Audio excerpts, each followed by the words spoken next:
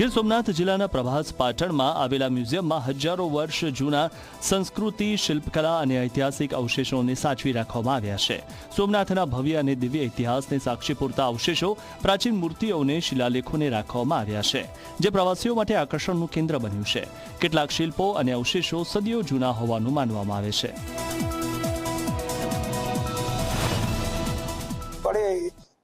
Trust ने इन्हें संभाल के रखा है, जिनको खोद के निकाला गया है, तो गया हुआ है.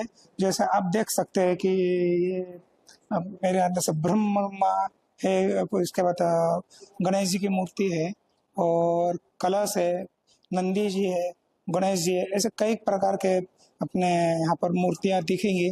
આ મ્યુઝિયમ એ માત્ર મ્યુઝિયમ નથી, સામાન્ય સંગ્રહાલય નથી, પરંતુ ભાવિ પેઢીને એક નવો રાહ ચીંધનારું ને એક અવશેષ જાળવીને બેઠેલું એક જીવંત વસ્તુ છે.